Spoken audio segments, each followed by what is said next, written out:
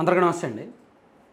ఈ ఎన్నికలు వైఎస్ఆర్ కాంగ్రెస్ పార్టీకి చాలా కీలకం. వాళ్ళు అధికారాన్ని నిలబెట్టుకుంటే ఆల్మోస్ట్ తెలుగుదేశం పార్టీ మళ్ళీ లేవలేదు, జనసేన పార్టీ ఉనికి కోల్పోద్ది. కాబట్టి వైసీపీకి తెలుసు ఈ ఎన్నికలు ఎంత కీలకమో.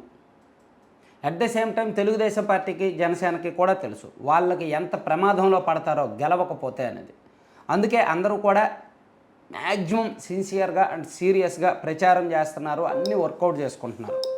అయితే ఈ క్రమంలో వైఎస్ ఫ్యామిలీ గురించి మనం ఇప్పుడు ప్రత్యేకంగా ప్రస్తావించుకోవాల్సిన అవసరం ఎందుకు ఉంది అంటే, గతంలో ఎన్నడూ లేని విధంగా వైఎస్ ఫ్యామిలీ రెండుగా చీలిపోయింది.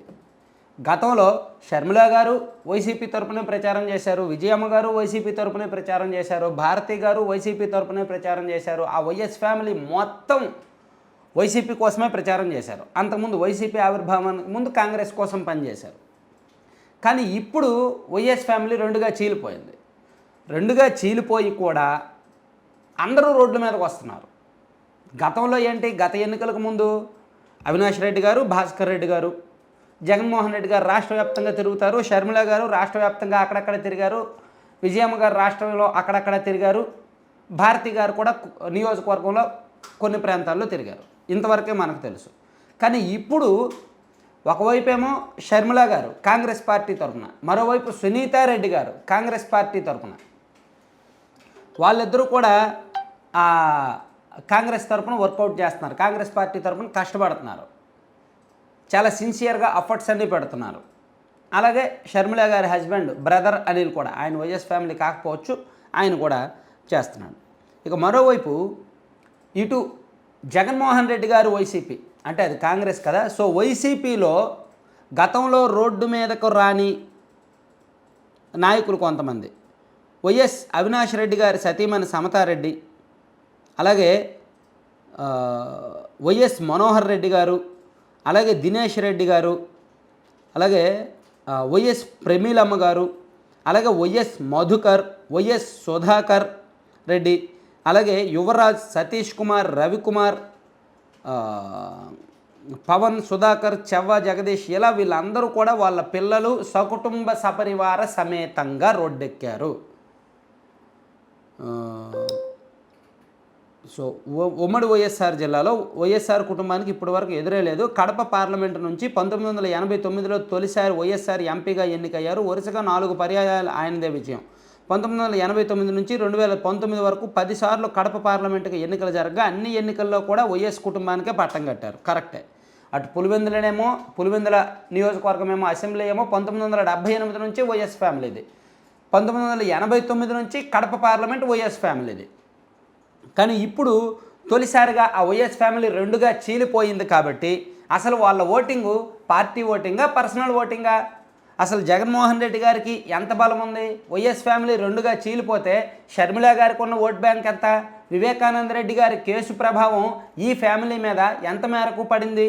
ఆ జిల్లా ప్రజలు ఎంత మేరకు నమ్ముతున్నారు? జగన్మోహన్ రెడ్డి గారు అధికారంలోకి వచ్చిన తర్వాత ఆయన ప్రభావం సొంత నియోజకవర్గంలో తగ్గిందా, పెరిగిందా? ఇవన్నీ కూడా అనుమానాలే. సో వీటి విషయంలో ఆ ఫ్యామిలీకి క్లారిటీ ఉంది. కొంతమేరకు డౌన్ఫాల్ అయ్యాము, కొంతమేరకు ఓట్లు తగ్గే అవకాశం ఉంది అనే క్లారిటీ ఉంది. అందుకనే వాళ్ళు పూర్తిగా చెమటొచ్చుతున్నారు. ఒకవైపు జగన్మోహన్ రెడ్డి గారేమో 175 అని మళ్ళీ గెలుపని అది ఇది చెప్తున్నారు. టీడీపీ పని అయిపోయింది, డిపాజిట్లు రావు, జనసేన పని అయిపోయిందని చెప్తున్నారు. కానీ మరోవైపు ఓట్ల కోసం ఇంటిళ్ళ 10 రోడ్డెక్కారు. సో ఒకవేళ విజయమ్మ గారు అయితే ఇండియాలో లేరు, ఆమె కనుక ఇండియాలో ఉండుంటే ఆమె మీద కూడా విపరీతమైన ఒత్తిడి తెచ్చేది వైసీపీ కోసం పని చేయమని, ప్రచారం చేయమని.